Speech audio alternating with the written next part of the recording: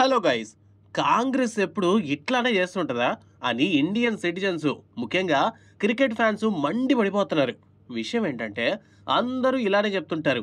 నరేంద్ర మోడీ బలం అమిత్ షా కాదు, కాంగ్రెస్ లీడర్ అయిన రాహుల్ గాంధీ.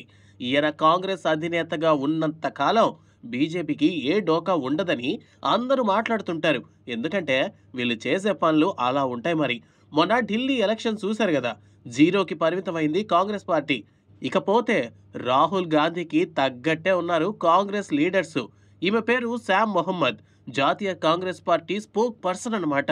అలాంటి పొజిషన్లో ఉన్నప్పుడు ఎలా బిహేవ్ చేయాలో వీళ్ళ లీడర్ చెప్పాడో, లేక మా లీడర్ మాకు ఆదర్శం అనుకున్నారేమో తెలియదు కానీ మొన్న team India cricket captain Rohit Sharma మీద బాడీ షేమింగ్ చేస్తూ ఎక్స్లో పోస్ట్ పెట్టేసింది. రోహిత్ శర్మ ఫ్యాట్గా ఉన్నాడని, బరువు తగ్గాలని, లేకపోతే అసలు కెప్టెన్సీకే పనికిరాడని టంగ్ స్లిప్ అయిపోయింది ఈ కాంగ్రెస్ వీర మహిళ. అసలు వీళ్ళ పని ఏంది, వీళ్ళ మాట్లాడే మాటలేంటి, అసలు క్రికెట్కి కాంగ్రెస్ పార్టీకి సంబంధం ఏంటి అని అనుకుంటున్నారా? ఏం లేదు. మొన్న టీమిండియా ఛాంపియన్స్ ట్రోఫీలో పాకిస్తాన్ని ఓడించి బయటకు దోసేసినప్పటి నుంచి కాంగ్రెస్ బాగా ఉడికిపోతోంది. ఎందుకంటే పాకిస్తాన్కి ఏమైనా అయితే వీళ్ళు తట్టుకోలేరు.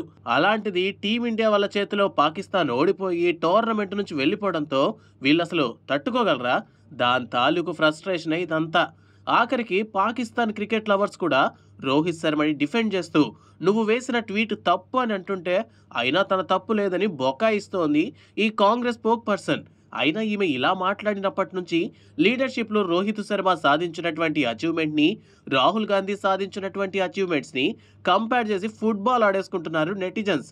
అసలు తామేమో రాహుల్ గాంధీ అండర్లో భీకరమైన లీడర్షిప్లో ఉన్నట్టు, రోహిత్ శర్మ లాంటి కెప్టెన్ని అతను లీడర్షిప్ని ఎగతాళి చేస్తే ఊరుకుంటారా ఎవరైనా?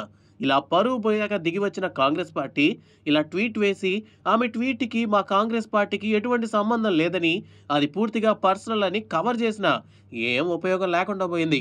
మరంతే కదా, ఏ స్టేట్లో పోటీ చేస్తున్న ఓడిపోతున్న కాంగ్రెస్ పార్టీకి ఎలా బతికించాలని ఆలోచించకుండా పాకిస్తాన్ మీద ప్రేమతో ఇలా ఇండియన్ టీం కెప్టెన్ని, అందులో కూడా రోహిత్ శర్మ లాంటి ప్లేయర్ని బాడీ షేమింగ్ చేస్తే ఊరుకుంటారా ఎవరైనా అని ఇండియన్ పబ్లిక్ మాట్లాడుకుంటున్నారు.